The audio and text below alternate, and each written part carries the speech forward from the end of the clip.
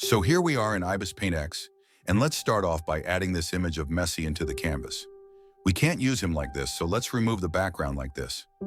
We need something to make him stand on, and I was thinking of adding this image, keeping it right about here. We don't need this white area, so I'm going to use the magic wand tool to select it like this, and then remove those areas. Let's squeeze it from the top like this, so that it matches the perspective.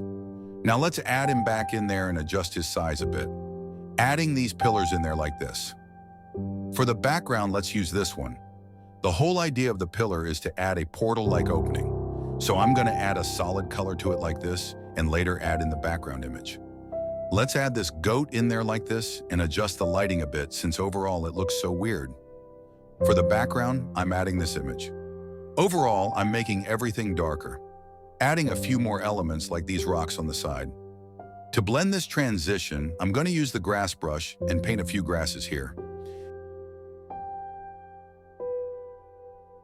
Now we need to do lots of things to blend him in, starting with shadows. So I did a decent amount of shadows on him, and now let's add some casting shadows.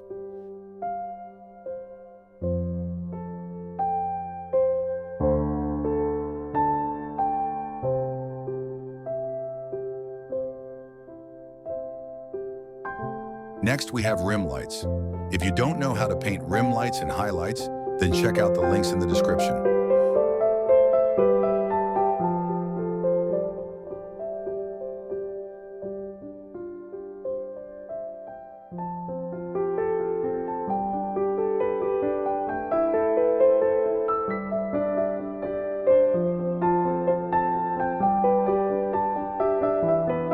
So almost all the blending is done on him, and now we've got to do the same on the goat.